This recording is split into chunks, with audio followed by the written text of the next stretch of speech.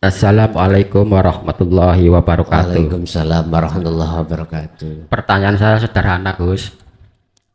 Apa hakikatnya kalau sudah mengenal Allah bahwa hidup atau urip itu wujudnya Allah? Terus jika zikir sur asror yang diucapkan secara konsisten itu langsung la ilaha illa ana. Itu aja, Gus. Terima kasih. Dan nggih, nggih.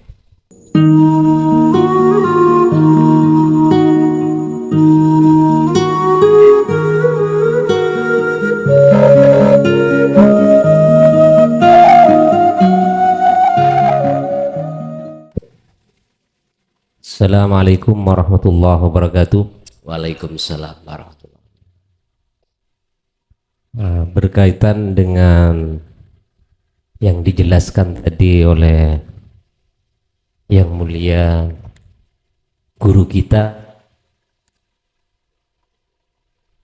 tentang masalah ruh dan imanul haq serta nur ma'rifat kepada Allah Subhanahu wa taala. Di sini kami yang tentunya hal itu kami bertanya agak panjang karena kurang paham atau awamnya kami di dalam masalah ilmu tauhid, karena terus terang orang yang memperdalami ilmu syariat itu lebih sulit menerima ilmu tauhid karena di situ ada proses, tidak menerima, ada ingkar, begitu. Dari hal tersebut tadi dijelaskan bahwa segala sesuatu itu atas kehendak Allah, sehingga Kiai menjelaskan ibarat ruh itu adalah sang raja, sedangkan jasad adalah apa namanya, prajuritnya. Jadi ruh kuasa atas jasad sebagaimana raja kuasa kepada prajuritnya. Jika seorang raja atau ruh menghendaki kebaikan, maka pasti prajuritnya atau jasadnya akan melaju atau melakukan perbuatan yang baik. Kemudian saya pernah melihat story, itu ada istilah bacaan iblis menggugat gitu. Tentunya ini berkaitan dengan keterangan kalau ruh dan jasad, kalau ruh memerintahkan untuk berbuat baik, kemudian apabila ruh memerintahkan kepada perbuatan yang jelek, siapa yang menyuruh? Atas kehendak siapa? Kalau dikatakan ke atas kehendak iblis, maka di sini iblis selalu disalahkan. Itu yang pertama. Jadi kami pernah melihat, mendengar iblis menggugat, seakan-akan iblis selalu disalahkan gitu. Itu. Ya mungkin itu dulu saja. Iya, biar okay. Siapapun kita, kalau belum sampai ke ahad, pasti iman kita pasti ada selain Allah. Itu pasti. Kalau posisi kita, siapapun kita, belum sampai di wilayah ahad, pasti akan mengadakan bahwasanya selain Allah itu ada.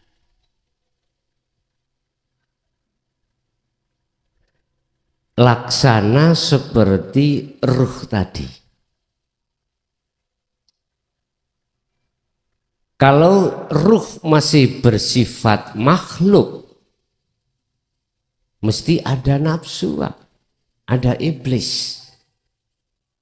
Ada iblis. Ruh sudah memerintahkan jasad untuk berbuat baik, tapi nyatanya kok jelek. Otomatis tuduhannya pada nafsu atau pada karena masih selain Allah ada. Selain Allah itu karena masih ada dalam diri kita. Contoh ya.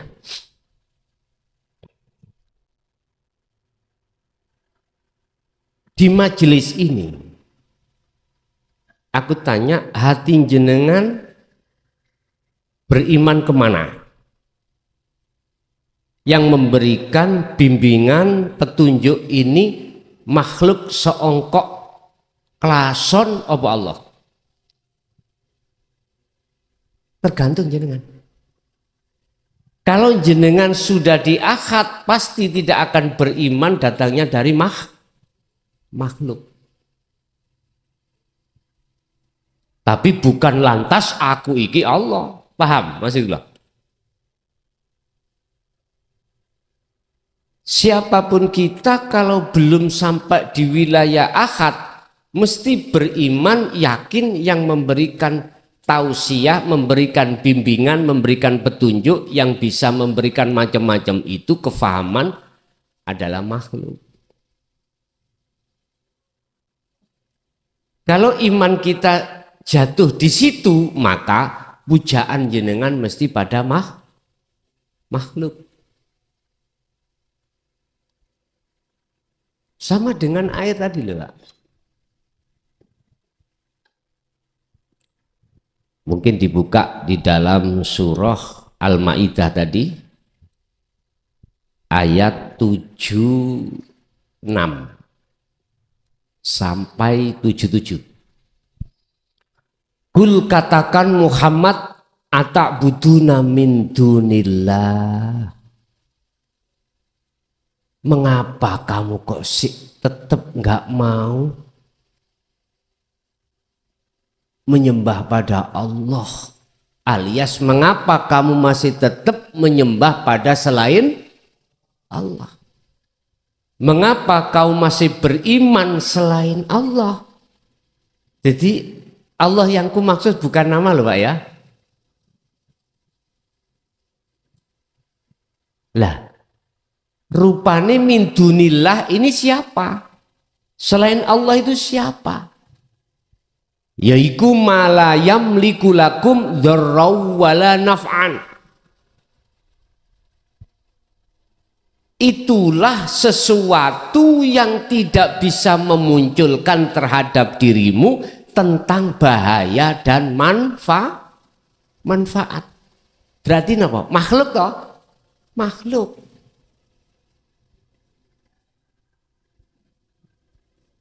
Mengapa kamu masih tetap menyembah hal itu?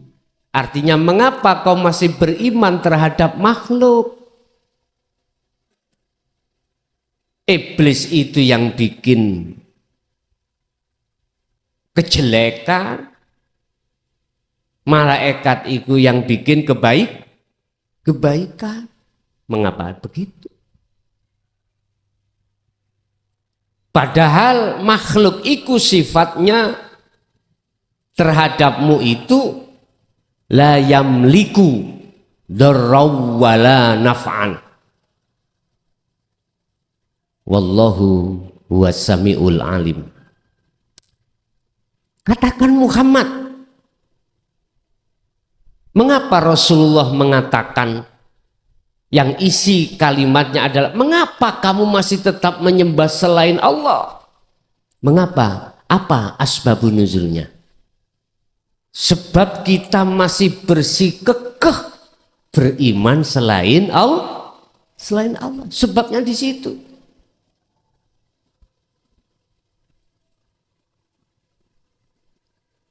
Kul, katakan lagi Muhammad, ya ahlal kitab. Siapa ahli kitab? Orang yang alim, Pak. Secara ilmu zahiriyah. Alim. La taghlu fi dinikum ghairal haq. Mengapa kau mengadakan di dalam agamamu terkait selain yang benar? Ghairal haq, yang dimaksud al-haq. Al-haq itu adalah ajaran yang mengesahkan hatimu pada Allah. Itu al-haq. Hanya satu, Pak. Rasulullah Muhammad sampai Nabi Adam secara rohaniah itu membawa ajaran hanya satu. Mengarahkan, mengajak hatimu hanya beriman dan menyembah Allah. Hanya itu. Secara rohaniah loh. Secara hakikat. Kalau secara syariat, syariatnya macam-macam. Rasul ini dan yang itu nggak sama. Tapi secara hakikatnya adalah mengajak hatimu, dirimu untuk menyembah, beriman hanya pada Allah. Tapi mengapa hal itu tidak kau sampaikan, bahkan kau mengada-ngadakan bab-bab yang lain? Paham bab-bab yang lain, Pak? Bab-bab yang lain terserah bab opo ini. Jadi ghairul haq ini adalah di luar dari dinu tauhid. Di luar. Ini karena ruhaniyah loh, Pak, bukan secara dohiriyah. Ini secara hakikiyah, bukan secara syariah. Wala tattabi'u ahwa'a qaumihim.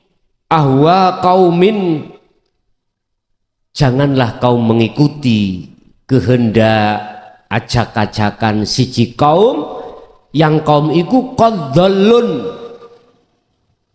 sungguh tersesat. Kaum yang tersesat maksudnya itu adalah hatinya, Pak, beriman selain Allah. Selain Allah. Pada makhluk tadi loh. Inilah kaum yang tersesat. Min qablu, lah kaum sebelum kita. Berarti kita dapat warisan-warisan makalah-makalahnya yang ghairul haq. Makalah-makalahnya akhirnya kadang kita jadikan sebagai adat, kadang kita jadikan sebagai pedoman, dan lain sebagainya.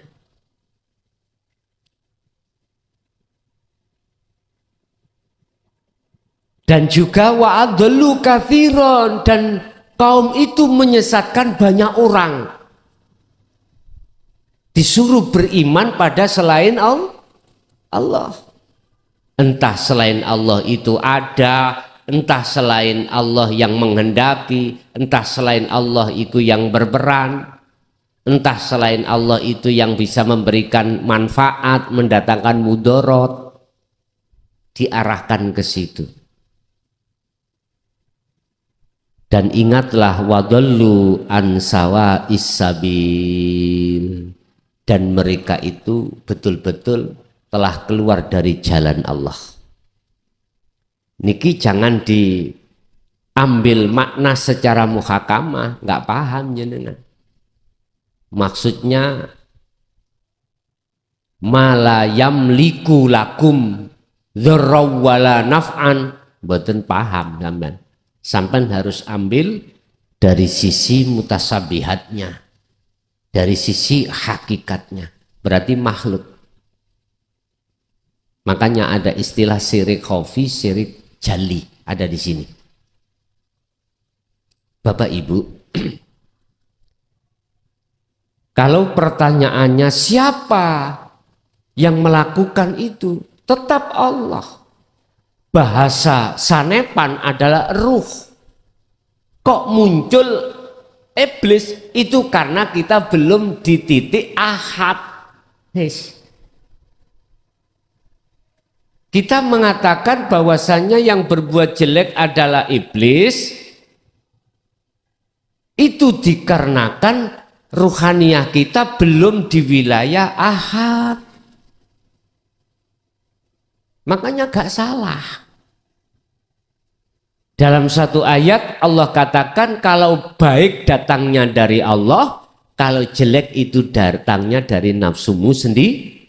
Udah, berarti ada dua penguasa. Allah tidak menguasai perkara yang jelek. Allah hanya menguasai perkara yang baik. Sing jelek tadi nafsu atau iblis.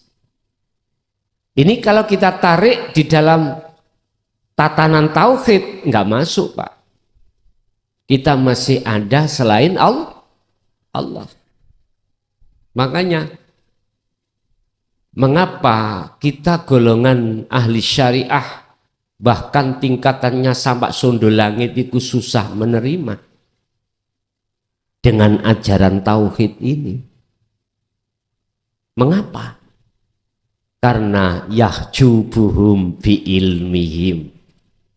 Karena dengan kealiman itulah, ilmu itulah yang Allah jadikan sebagai hijab, tutup hati kita kepadanya. Akhirnya kita merasa kita soal alim, sok pinter. Wes nanti gak suka, Pak, kalau ada orang lain yang lebih alim, gak suka. Memang nafsu iblis itu menanamkan hasud seperti itu.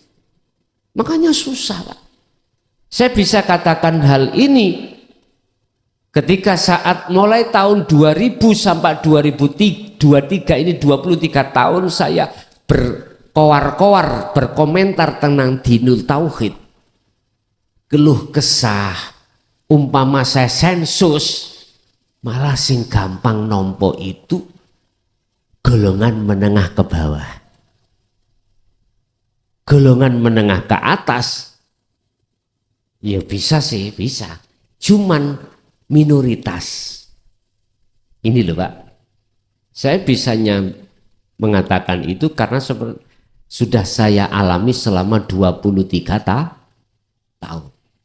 Dan itu mohon maaf, cara pertentangan yang luar biasa dari ahli kitab. Saya hanya belajar untuk meniru Rasulullah. Apa? Gak gampang, gak mudah menyalahkan mereka yang menyalahkan. Caranya bagaimana?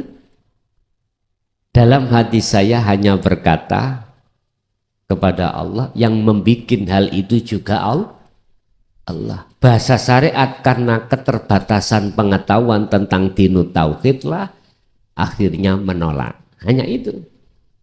Tapi tidak saya ucapkan, Pak. Cukup di dalam hati. Jadi nggak ada masalah. Memang perjuangan itu kalau tidak ada pertentangannya ya kurang manis lah, Pak. Ya. Kurang manis. Jadi Bapak Ibu, dari pertanyaan siapakah yang melakukan itu? Kalau toh iblis, kasihan iblis. Saya jawab bukan. Itu yang melakukan adalah Allah. Saneponi adalah roh. Sanepo, isaroh. Tapi saya tidak memakai bahasa isaroh. Bahasa aslinya adalah Allah. Jadi kalau boleh saya katakan, baik perkara yang dianggap manusia itu bagus ataupun jelek, taat atau maksiat, yang berperan hanyalah Allah. Itu bahasa kebenaran di dalam hati saya ungkapkan di luar, tapi akhirnya jadi gap. Makanya gak usah ditiru. Cukup di dalam hati aja. Ya. Oke, jadi Pak, tinggal kita itu melihat dari kacamata mana. Kalau kita dari kacamata syariah, kacamata kita belum ke akad, ya mesti kita harus mengatakan itu iblis, itu nafsu. Masa sih Gusti Allah bermaksiat? Itu loh bahasa syariat. Gak mungkin lah, gak mungkin. Allah itu mesti bagus. Nah, tapi ini saya jawab dari sisi kacamata hakikat, kacamata aslinya. Jenengan sudah diakad, boten saged jawab kalau itu iblis. Tidak. Yang berlaku beraf'al itu adalah Allah. Yusyahiduna annal fa'ila huwallahu ta'ala. Dan atau dengan dasar surat Maidah 76 tadi, selain Allah tidak bisa memunculkan manfaat atau mudarat, bahaya atau tidak. Nggih, wonten melih monggo. Assalamualaikum warahmatullahi wabarakatuh. Waalaikumsalam. Gus Muhlason, saya yang waktu itu pernah ke rumah Gus Muhlason. Apakah masih ingat saya? Ya. Sore itu Peteng Pak, Oh, peteng, oh ya. Meripat saya itu mata saya sudah plus. Okay. Oke, ngeten. Waktu itu sore-sore Gus, Agustusan, ya. Sepulang acara karnaval, Ya. ada 3 orang tamu, ya, yang salah satunya adalah saya. Nggih. Ya, ingat ya. Nggih, nggih. Oke, oke. Nah, waktu itu saya pernah bercerita bahwa sudah mimpi ketemu Gus Mahlason 2 kali. Dan waktu itu karena sudah maghrib, saya tidak sempat untuk cerita. Nah, di sini akan cerita, insya Allah. Nggih. Pada suatu mimpi saya, itu Gus Mahlason berkata, ayo katanya mau ke pondok gitu. Karena waktu itu pertama kenal itu pernah kalau ada waktu saya ke sana Gus. Nggih, monggo silahkan. Setelah itu, loh jalannya mana Gus? Ini di dalam mimpi ya. Kemudian sampean melakukan dhisik, nanti tak arahkan gitu. Kemudian saya membawa sepeda motor dengan kecepatan yang kencang, kemudian Gus Mahlason pelan gitu. Kemudian apa pelan? Ternyata di situ ada tikungan tajam, kemudian ada jembatan, tikungannya itu ada jurang. Gitu. Kemudian saya belok ke jembatan. Oh ternyata ini. Gitu. Ini pengalaman mimpi saya yang klop dengan pengalaman nyata nanti. Kemudian ini tidak pertanyaan ini. Tidak pertanyaan? Ya. Ini kan mimpi yang pertama. Kemudian mimpi yang kedua, waktu itu ada azan Jumat. Saya menuju ke masjid, kemudian wudhu, terus ketemu Gus Mahlason di sebuah masjid. Nah, kemudian di dalam dunia nyata, tadi kan mimpi, ini nyata. Waktu itu saya dari Kedamaian Gresik, kemudian menuju ke Cerme, lewat Mojokerto Kota, kemudian ada jembatan. Iya, ini tadi sama. Jembatan yang di dalam mimpi tadi, lah ini kan nyata. Di jembatan yang nyata, di tembusan antara Cerme dan Mojokerto, itu saya kesasar. Kemudian saya menuju ke jembatan itu, saya ingat. Iya. Ya ini kan saya apa? Sharing ya. Sharing. Ya nanti terakhir pertanyaan. Maaf Bapak Ibu. Terus kemudian di atas jembatan saya ingat tentang mimpi saya. Oh, ini, ternyata Allah memperjalankan ini tuh. Ternyata Allah memperjalankan perjalanan saya lewat mimpi dan nyata itu ini. Kemudian saya sampai di Mojokerto ketemu dengan Gus Mulason. Ya masa Gus, saya sudah rohnya ketemu 2 kali, jasadnya kok tidak ketemu, nah, gitu. Kemudian Gus Mulason menjelaskan, ikutilah apa yang Allah perjalankan lewat mimpi atau lewat nyata, dan selalu dzikir silur asor gitu. Terima kasih Gus. Pertanyaannya dari Bapak ini tadi titip kepada saya bahwa Bapak ini waktu menyembelih ayam, nah itu ingat dzikir silur asor, kemudian tidak jadi menyembelih gitu. Terima kasih. Assalamualaikum warahmatullahi wabarakatuh. Waalaikumsalam. Berarti bukan pertanyaan jenengan nih wau. Pertanyaan titipan. Nggih, pertanyaan titipan. Yes. Bapak Ibu, ketika si Salib melakukan suluk nuju wusul pada Allah, itu tidak semudah kita membalikkan tangan. Penuh kerikil yang tajam, duri yang merintangi. Kita akan bisa menghindar atau melewati semua apapun itu hanya satu, Allahu waliyul ladina amanu yukhrijuhum minal zulumati ilan. Tetap iman tentang pada Allah itu harus jenengan pegang teguh apapun yang dihadapkan, entah belokan tajam, entah apapun, tetap. Udah, itu tadi arti dari sebuah mimpi.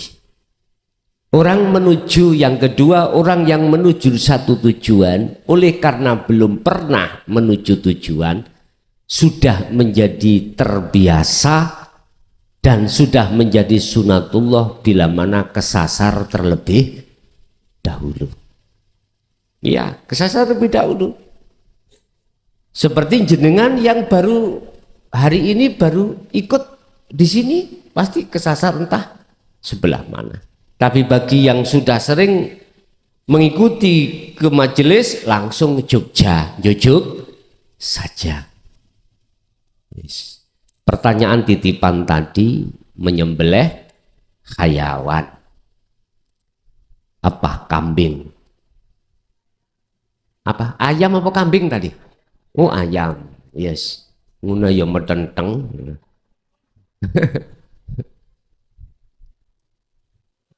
Mengapa penyembelihan ayam jikalau tidak didahului dengan asma Allah itu hukumnya batang miturut syariat? Nah gitu dah.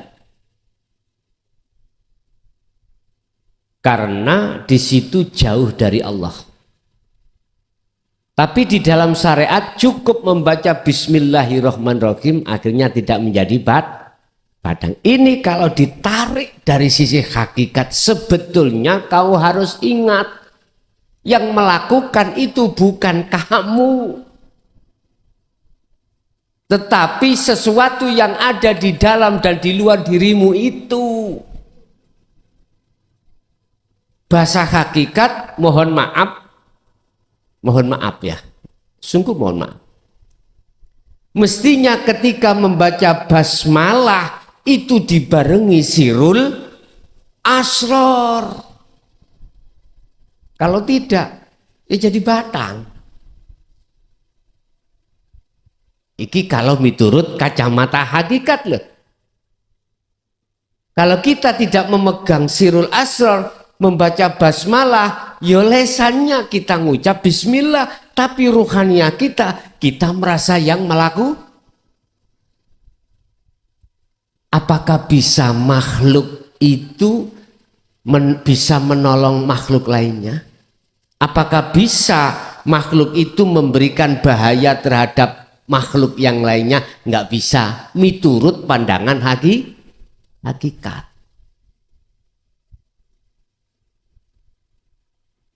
Mestinya ngini, Pak. Lewat syafaat Allah, ketika jenengan bersirul asrar menetapkan semuanya itu Allah, imannya yang berperan, akhirnya lewat syafaat Allah, lewat kekuatan Allah, lewat keadaan Allah yang diletakkan pada dirimu, akhirnya dirimu seakan-akan bisa menyembelih ayam.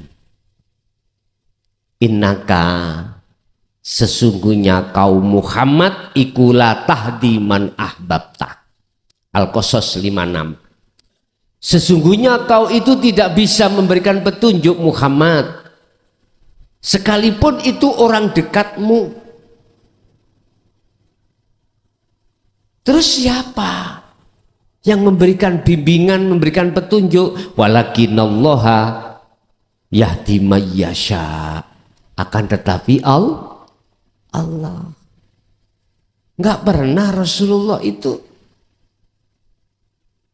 membimbing kita untuk memuja, memuji, menghambakan diri terhadap beliau, enggak pernah.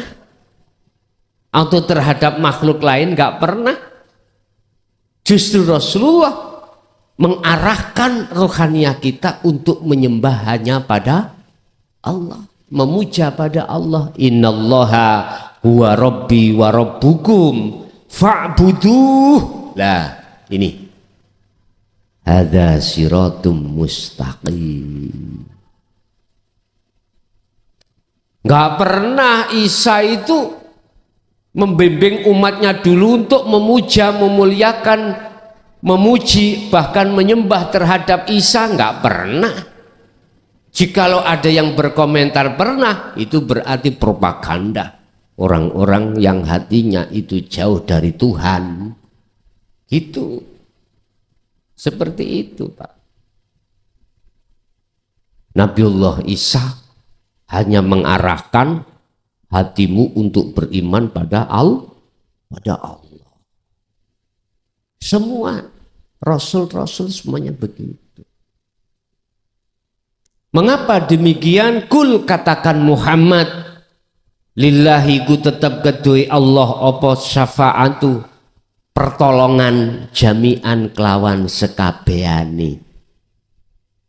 Az-Zumar 44. Katakan Muhammad, ini Rasulullah diperintah mengatakan, lillahi syafa'atu jami'an, bahwasanya semua syafaat, semua pertolongan itu milik Allah. Ini konteksnya nek wis senang ahad, Pak. Ini sama dengan ini. Sang penghilang dahaga, sang pendatang seger, itu Allah. Bukan air. Air iki makhluk. Rasulullah Muhammad juga cuman Gusti Allah mengizini terhadap beliau Kanjeng Nabi tentang syafaat. Sama Allah mengizini terhadap air, dibuat wasilah untuk datangnya rasa seger karena hukum syariat. Paham nggih? Jadi jenengan langsung teringat dzikir sirul asrar ketika menyembelih, itu sudah benar. Akhirnya dalam penyembelihan sampean sah miturut bahasa syariat, lebih-lebih sah miturut pandangan hakikat. Nggih. Terus pundi? Ada lagi?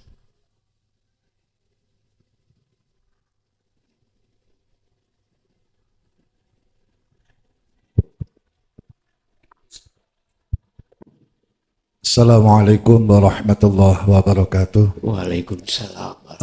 Begini Gus, pada saat kita melaksanakan aktivitas, entah itu dalam bentuk ibadah sholat, iktikaf, atau kegiatan sehari-hari seperti yang jenengan sampaikan, ibu-ibu ngulek. Nah, pada saat kita melakukan aktivitas diiringi dengan zikir sirul asrar, itu kita meletakkan hati kita di mana, pikiran kita di mana posisinya Gus? Matur nuwun, terima kasih. Inni wajjahtu wajhiya lilladzi fataras samawati wal arda hanifan wa ma ana minal musyrikin.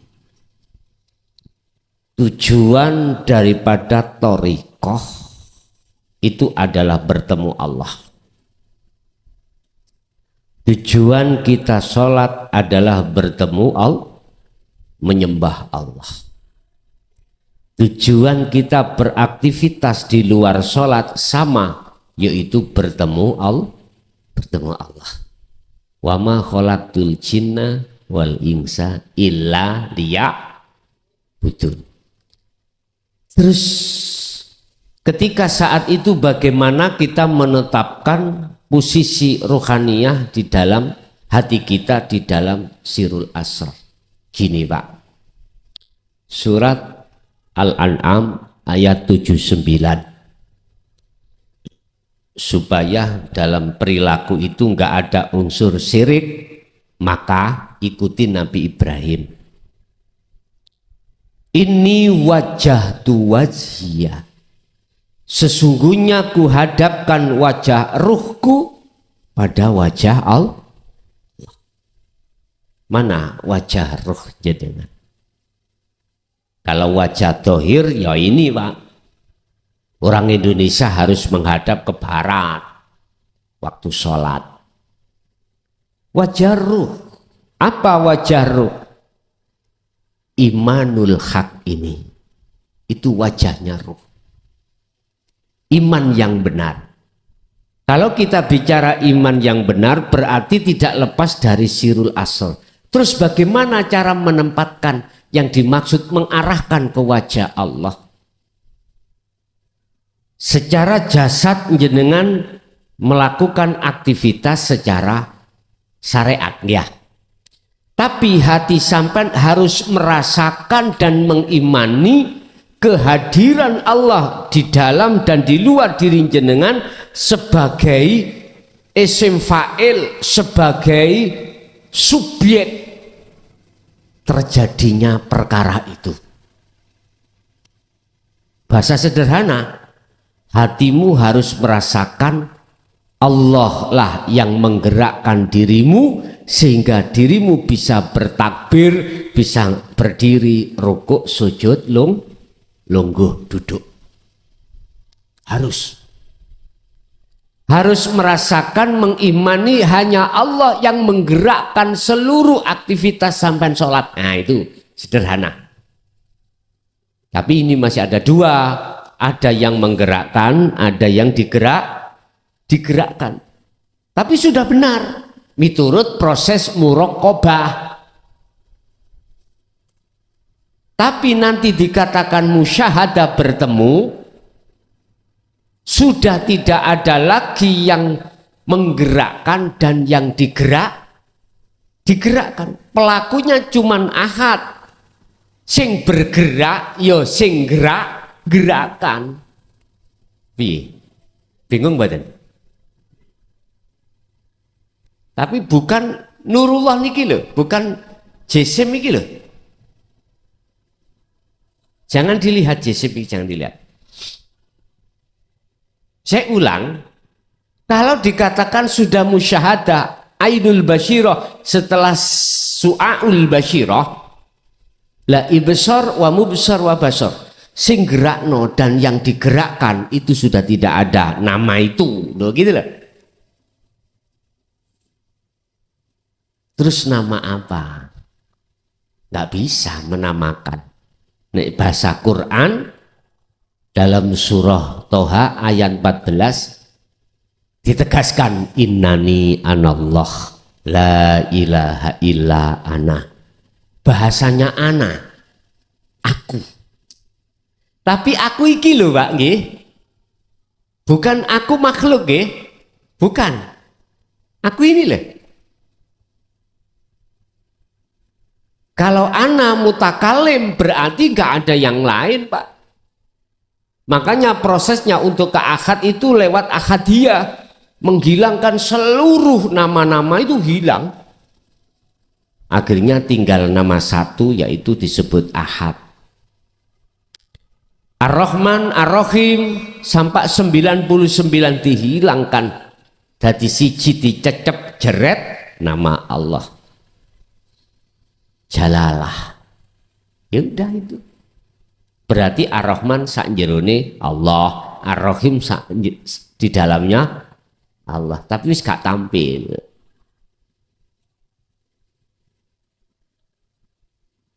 Jadi bagaimana cara untuk meletakkan hati ini? Ya harus merasakan bahwasanya yang menggerakkan diri kita prosesnya, akhirnya bisa berdiri, rukuk, sujud, duduk, aktivitas apapun kecuali Allah.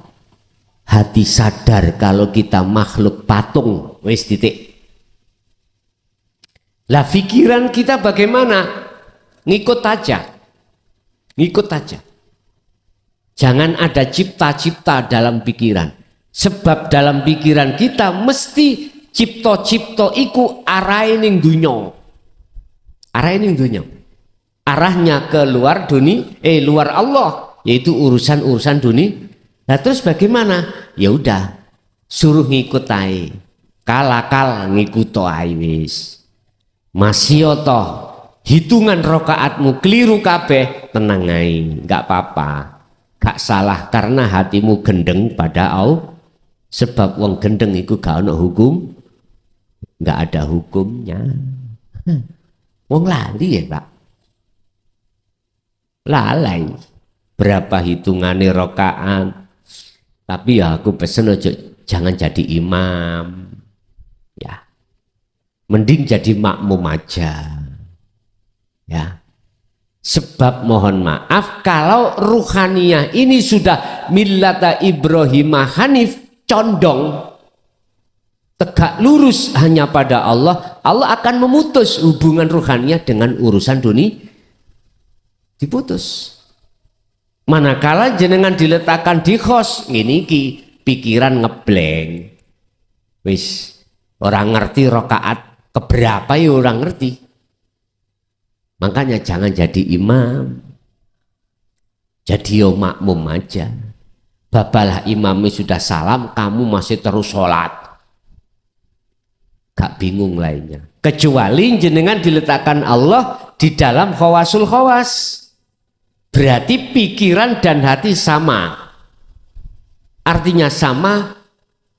Ruhaniyah jenengan iki hanya duduk di musyahadah, pikiran sampean iki masih difungsikan Allah untuk hukum syariat. Berarti kalau maghrib 3 rakaat, nggak apa-apa. Jenengan jadi imam seperti ini nggak apa-apa. Mesti munculnya sifat papat, sidik, fatonah, tablek, amanah niku mengke. Ada lagi? Assalamualaikum warahmatullahi wabarakatuh. Waalaikumsalam warahmatullahi wabarakatuh. Pertanyaan saya sederhana Gus.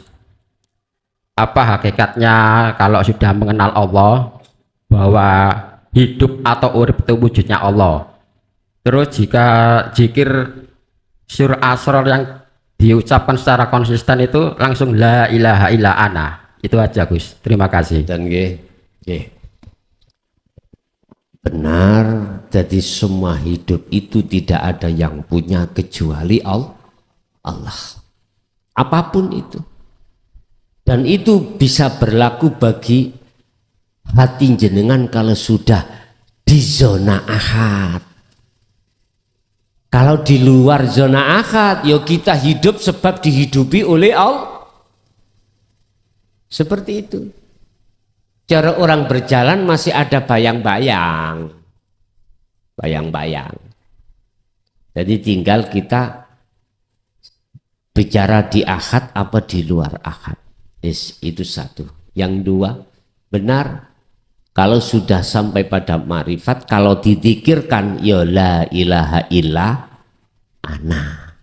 Tapi bukan ana makhluk loh Pak ya. Ana yang bicara adalah Allah. Allah yang kumaksud ini. Ada lagi? Cukup? Bon. Bapak Ibu hadirin, kita masuk pada baiat. Yang ikut baiat, siapkan air pada diri jenengan sebelum kita berwasilah. Tapi sebelum baiat perlu kami sampaikan dulu beberapa tata tertib dalam baiat itu nanti. Saya terangkan dulu biar jenengan mikir dulu siap atau tidak. Ya. Pertama, mengenai baiat, makna daripada baiat adalah menyambungkan talinya ruh jenengan pada Allah yang selama ini terputus oleh nafsu. Akhirnya kita sering lalai dan selalu lalai pada Allah. Akhirnya jatuhnya iman kita pada selain Allah. Orang Islam, kalau orang yang lain Islam, kita mengatakan Tuhan, gitu aja. Terus cara menyambungkan itu bagaimana? Tetap kita lewat dari jalan syahadat, Pak.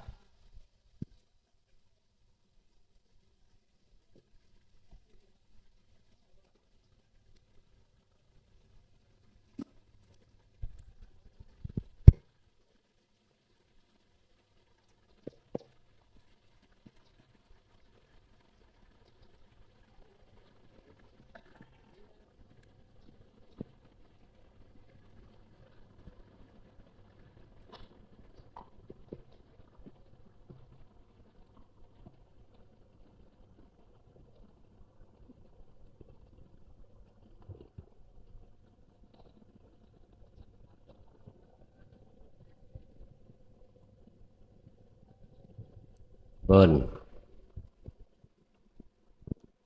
Maksud asyhadu bersaksi itu bukan jasmani, bukan,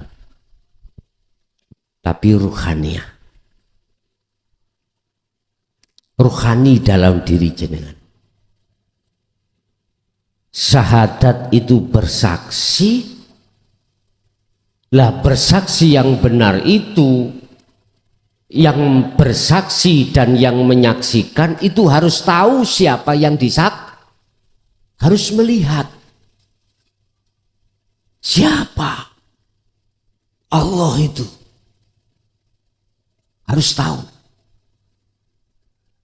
Jadi asyhadu maksudnya adalah ruhaniah, penghadapan ruhaniah sampean itu harus pada Allah. Lah Allah yang kumaksud adalah hidup yang ada di dalam dan di luar diri jenengan ini. Hati ruhaniah itu harus klik sambung menyang hidup lewat imanul haq. Lah imanul haq munculnya dari sirul asrar. Inilah disebut dzikir sirul asrar. Apa sih sirul asrar? Di dalam sir ada beberapa sir. Di dalam rahasia ada rahasia lagi. Yang bila sautin wa kalamin wa lafdin, tanpa ada suara. Ruhaniah, nek lesan bersuara. Artinya apa, Pak? Ketika lesan nanti mengucapkan asyhadu, harus ada rasa. Ada iman di dalam hati jenengan. Ngimani ke siapa? Ilallah. Allah yang menyambung. Jangan saya. Saya ini makhluk sama dengan jenengan. Sampai harus beriman, yang menyambung, yang membaiat jenengan adalah Allah. Kalau saya cukup tajali aja. Sampai harus menyambungkan rasa di dalam ruhaniah sampai pada hidup yang baiat jenengan, yang menyambungkan jenengan, yaitu Allah. Iki dalam konteks baiat. Saiki sholat. Dikatakan jenengan bersaksi pada Allah. Ketika jenengan sholat ada sambungan rasa sambungan iman hati jenengan, yang ada dalam diri jenengan adalah Allah yang menggerakkan, itu berarti syahadat sampean bener. Kuncinya itu ada di syahadat, Pak.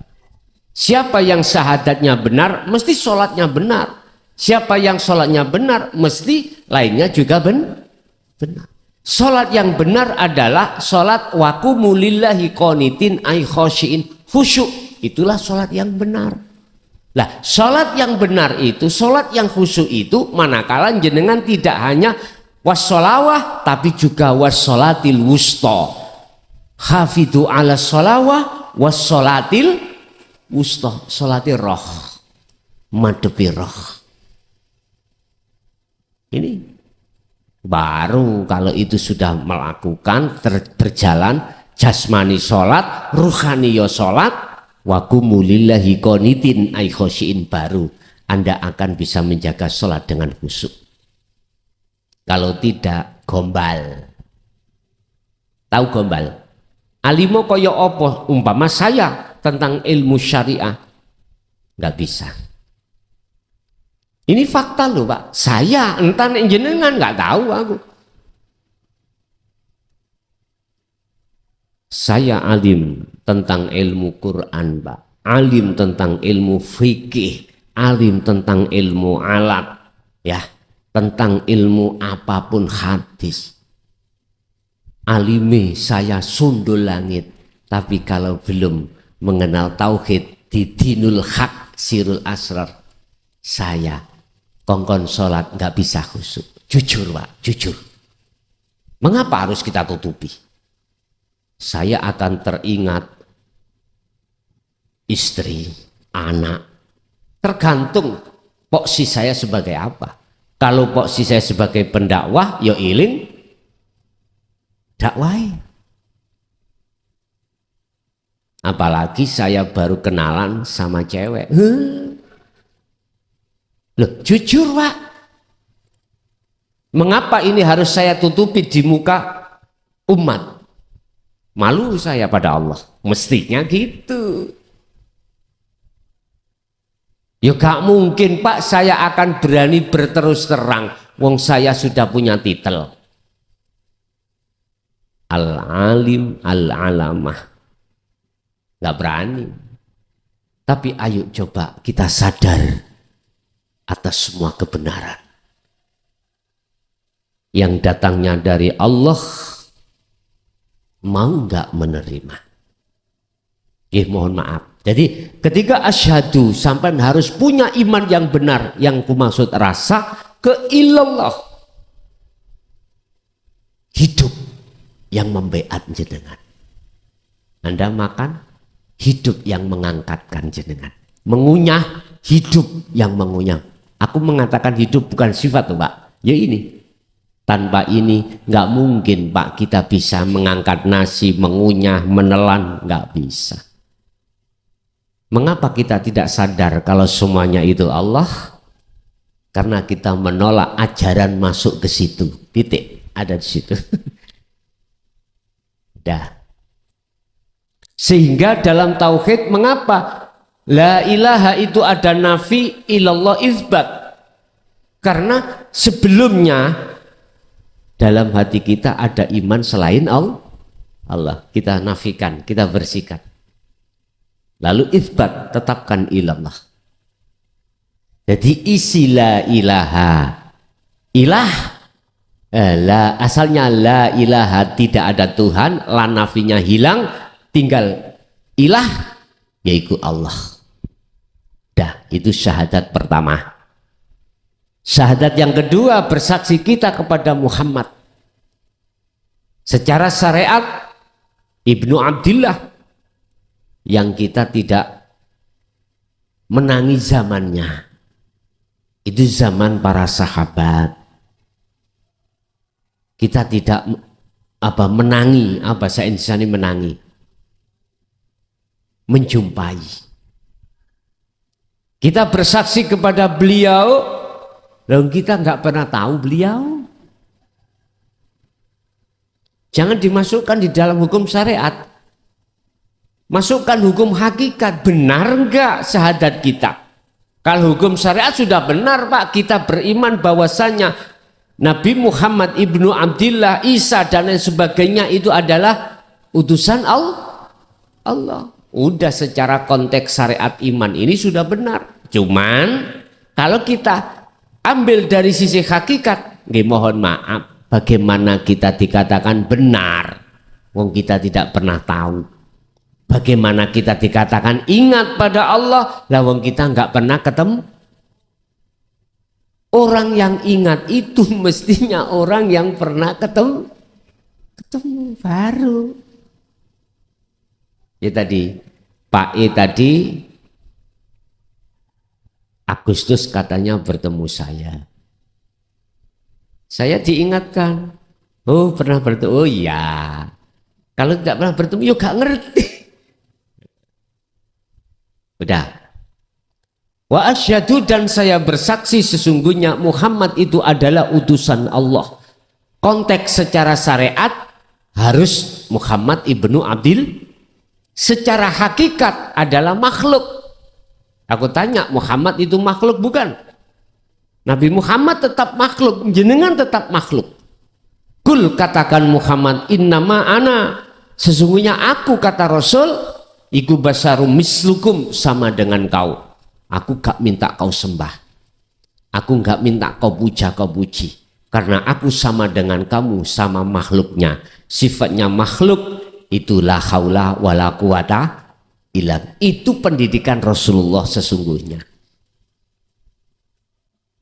Itu pendidikan Rasulullah sesungguhnya, mengarahkan puja dan puji, alhamdulillah utawi sekabeh puja dan puji iku lillahi, hanya milik Allah. Artinya apa Pak? Jenengan makhluk bukan? Makhluk. Oke, Rasulullah sudah disuruh Allah untuk mengatakan basyar. Innama ana basarum mithlukum, sama dengan kau. Berarti Muhammad secara hakikat adalah makhluk. Jenengan iki makhluk badan. Makhluk. Tuh ya makhluk. Iku Rasulullah, utusani Allah. Artinya Anda semua kita, jikalau tidak diutus Allah, digerakkan Allah ke sini, bisa ke sini sendiri? Nggak bisa. Itu loh maksudnya. Biar syahadat sampai terhadap Muhammad itu benar. Iman jenengan itu semua apapun yang terjadi dalam diri kita semata-mata karena diterjadikan Allah. Itulah status Rasulullah. Pun paham? Pun? Oke. Menawi ngoten, monggo kita wasilah rumiyin. Terus terang kami tidak membaiat sir dan jahri, tidak, tetapi sirul asrar dan fana'ul dzikri. Ila hadratin Nabi Mustafa Rasulullah sallallahu alaihi wasallam wa ala alihi wa azwajihi wa dzurriyyatihi wa qurbatihi wa ali baitihi lahumul Fatihah.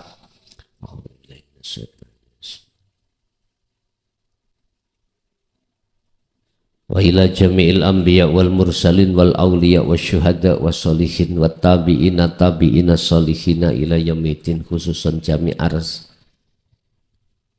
arsadatina ila muntahum lahumul Fatihah.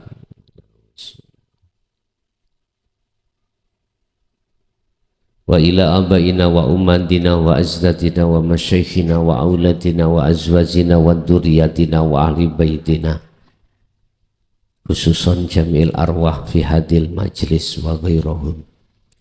Ij'alhum min ahli syuhudika ya Allah wa dzikrika wa ma'rifatika qabla mautihim lahumul Fatihah.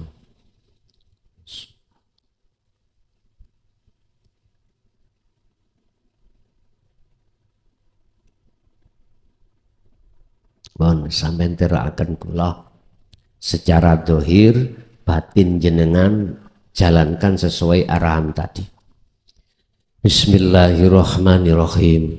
Astaghfirullahaladzim, astaghfirullahaladzim, Astaghfirullahaladzim alladzi la ilaha illa huwal hayyul qayyum wa atubu ilaih.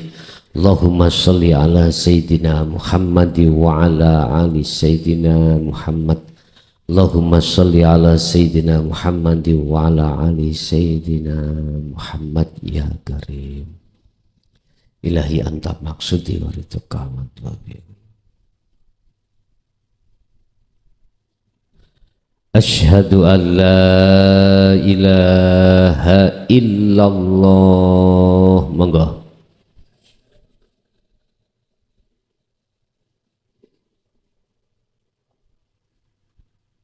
Wa asyhadu anna Muhammadar Rasulullah.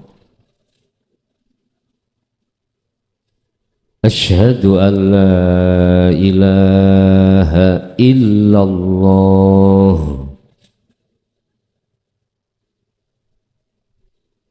Wa asyhadu anna Muhammadar Rasulullah.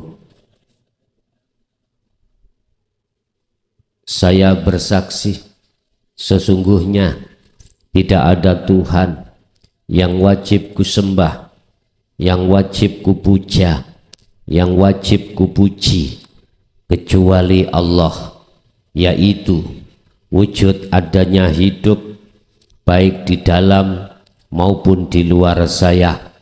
Dan saya bersaksi sesungguhnya Muhammad itu adalah utusan Allah, yaitu wujud adanya makhluk diri saya dan seluruh makhluk alam sebagai perintahnya Allah. Saya tidak akan memuja, memuji, menyembah kecuali padamu ya Allah. Saya tidak akan pernah mati kecuali bersamamu ya Allah. La ilaha illallah Muhammadur Rasulullah. Al-Fatihah.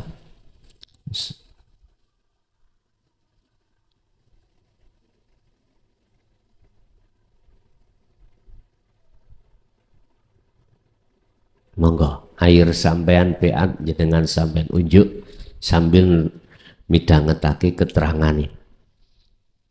Sakbakdane tali ini telah disambung Allah. Tolong jagalah sambungan tali ini dengan cara berzikirlah sirul asrar terus menerus. Sadar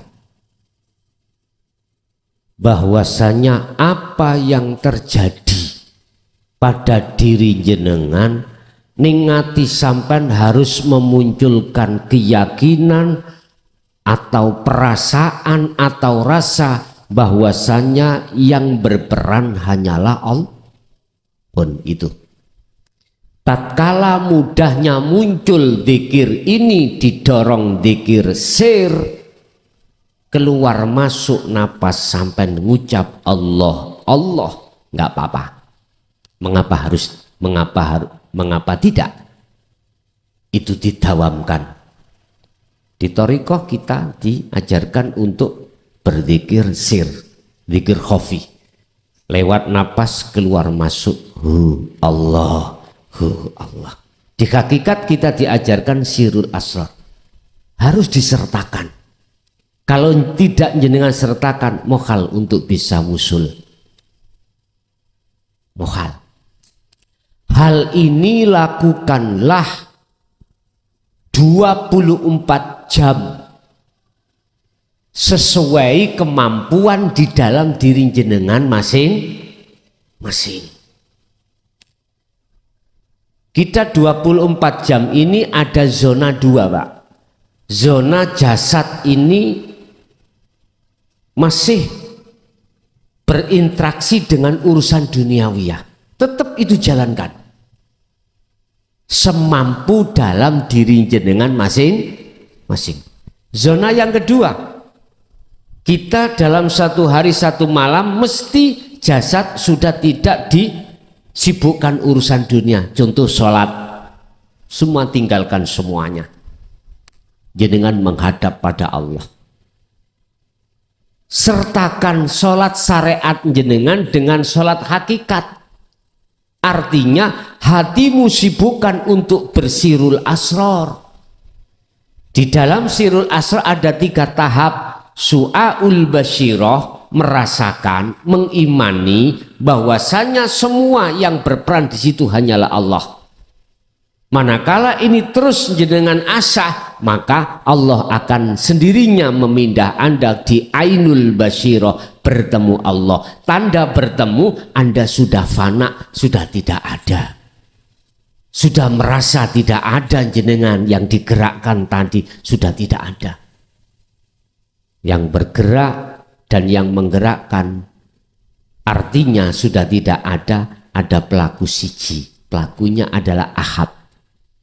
Ya aku iki Allah. Gitu nanti. Baru pos yang ketiga, hakul basyirah menyatakan benar imanmu, sodakta, benar imanmu. Ya iman yang benar di sini. Berarti keakuannya Allah dalam hatimu yang bergelora. Ya hidup itu tadi, Pak. Tapi ada waktu di luar sholat yang senggang, jasad sudah tidak melakukan urusan dunia. Tengah malam. Surat Al-Insan 26. Wa minal laili fasjud lahu fasabbihu lailan tawilan. Jam 11 sampai subuh gunakan berzikir kholwat pada Allah. Tapi bahaya. Juga tidak bahaya. Bahaya nek jenengan pakai akal. Tidak bahaya jenengan kalau hanya pakai hati. Hanya itu. Kalau pakai akal mesti panas sampean. Akan ditelusupkan nafsu di dalam alam-alam sing tidak jelas. Tapi kalau hanya pakai hati lewat sirul asrar, maka selamatlah kau dari alam-alam di dalam alam mukasyafah. Lakukan itu, tapi jangan takut. Anda tidak boleh takut dan tidak akan pernah takut manakala Anda selalu memegang tali Allah, yaitu adzikru bisiril asrar. Kecoane kursi tok kuwi. Tatkala masuk di alam malakut, alam jabarut, alam lahut, atau bertemu para malaikat, begebluk bertemu macam-macam bangsa-bangsa gaib, Anda tidak akan pernah takut karena kau hatimu meyakini semua itu yang berperan adalah Allah. Udah, abaikan aja semuanya, ikuti proses dari Allah. Nanti Anda mengalami satu kejadian di mana ruhaniyahmu keluar dari jasmani. Kau nggak akan takut dan tidak akan khawatir mati apa enggak, istriku masih cantik, anakku masih kecil-kecil, bagaimana, nggak ada. Kalau memegang sirul asr, karena kau sadar yang memperjalankan panjenengan adalah Allah. Inilah Pak proses, kalau bahasa Rasulullah itu Mi'raj. Tapi bahasa kita jangan mengatakan Mi'raj Pak, nanti banyak yang gak senang. Apa? Suluk gitu aja. Si salik suluk nuju wusul pada Allah. Gitu aja. Wis. Itu yang harusnya dengan lakukan selama 40 hari 40 malam. Jikalau 40 hari 40 malam belum menemukan tanda wusul ma'rifat, Anda harus mempeng lagi tambah 40 hari juga sampai terakhir 120 hari minongko hitungan terjadinya janin ini yang ditiupkan Allah roh 40 hari menjadi darah wungkul, 40 hari lagi menjadi daging wungkul, 40 hari lagi membentuk janin. Begitu. Akhirnya wanafaktu, dan kutiupkan rohku. Tapi aku yakin, sampai buka surat Al-Ankabut ayat 5, janji Allah bagaimana? Barang siapa yang hatinya ada satu keinginan untuk bertemu aku, wa man kana yarju liqa Allah fa inna ajalallah la'at. Allah berjanji akan menemui jenengan dalam waktu yang sudah ditentukan oleh Allah. Jadi kita nggak butuh tahunan, Pak, nggak butuh. Kalau sudah memegang sirul asror, kalau sudah bertemu pertama, kedua itu hanya sak kedepe netro. Apa sak kedepe netro nih? Sak kejap mata. Karena sudah tahu jalannya, sudah dilewati, sudah bertemu. Jadi setiap saat dan waktu selalu bertemu. Dikatakan bertemu Allah. Lah dikatakan bertemu Allah, dalam hatimu sudah tidak ada dirimu. Yang segala-galanya justru dalam dirimu keakuannya Allah. Gendeng banget anak ini, kewendeng teman, kewendeng. Tapi bukan gendeng yang di jalan-jalan itu loh Bu ya. Loh, sebetulnya lebih enak gendeng pada Allah daripada gendeng istri orang atau suami Ayo, api putih Pak. Lebih baik mana?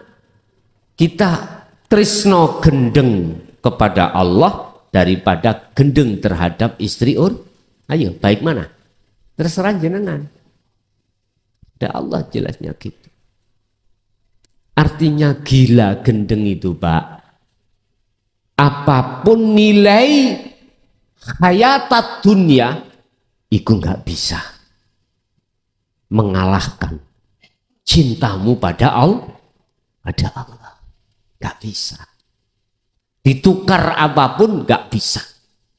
Jikalau kau ingin seperti itu, kata Rasul, fattabi'uni, ikuti aku. Dan itu yang pertama. Yang kedua Pak, kita itu jasmani, jujur aja kita, mulai akil balik sampai besar ini, jasad ini pasti sering maksiat, entah sekecil apapun maksiat, ya tak? Lah inilah kesalahan kita pada Allah. Biar ghafarallahu lahum,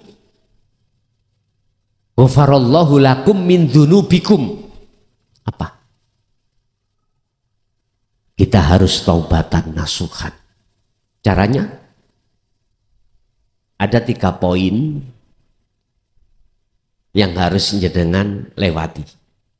Setiap diri kita itu punya hari kelahiran. Bahasa Jawa weton Pak. Artinya tolong di dalam setiap ketemu weton hari kelahiran jenengan, sampean rekoso tirakat untuk puasa. Ini di dalam syariat nggak ada sanatnya loh Pak, nggak ada. Cuman secara hakikat jenengan niati untuk takarub kepada Allah dengan cara meninggalkan makanan-makanan. Berarti berpuasa. Hayawan itu unsurnya di nafsu. Artinya jenengan tolong ketika buka dan sahur jangan memakan makanan yang bersifatkan hewani. Selain itu monggo. Hanya 1 hari. Yang kedua, tolong mulai saat detik ini, mana makanan dan minuman yang diharamkan oleh Allah yang kita biasa makan dan minum yang diharamkan, lepaskan. Jangan kau lakukan lagi mulai malam hari ini. Tinggalkan makanan-makanan seperti itu, karena itu nanti ada kaitannya dengan darah ada kaitannya dengan hati. Padahal hati kita harus untuk selalu berzikir. Lebih baik Anda dalam keadaan lapar atau dahaga daripada Anda kenyang tapi makan barang haram. Paham? Yang ketiga, kalau Anda mampu, jagalah hadas kecil dan besar. Dimanapun dan apapun keadaan jenengan, bila mana mampu. Yang terakhir, sinkronkan hukum syariat dan hakikat. Karena kita mengikuti sistem wasilun. Sistem di mana si salik itu proses ilmu, amal, istiqomah, seperti Kanjeng Nabi menghormati hukum syariat dengan adanya jasmaniyah, hukum hakikat dengan adanya ruhaniyah. Caranya bagaimana? Tinggalkan mana larangan yang telah dilarang dalam hukum syariat jasadmu, dan jalankan hukum apa yang diperintah oleh Allah dalam jasadmu. Tapi jangan pernah hatimu mengakui jikalau kau yang bisa melakukan, tapi katakanlah yang melakukan hanyalah Allah.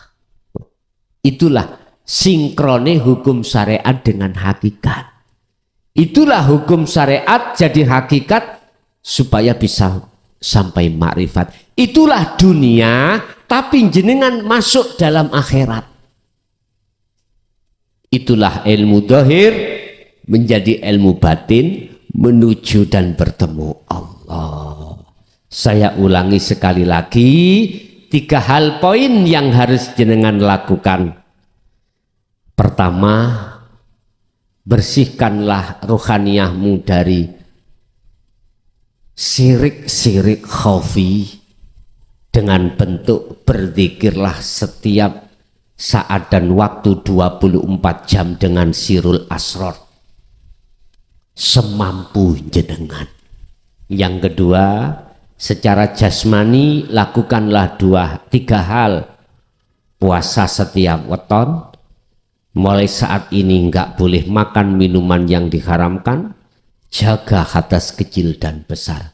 Yang terakhir nomor 3, sinkronkanlah hukum syariat dan hakikat. Artinya secara lahir patuhi hukum syariat, secara batin hati jangan mengakui kalau kau yang melakukan, tapi dalam hatimu harus meyakini yang melakukan hanyalah Allah.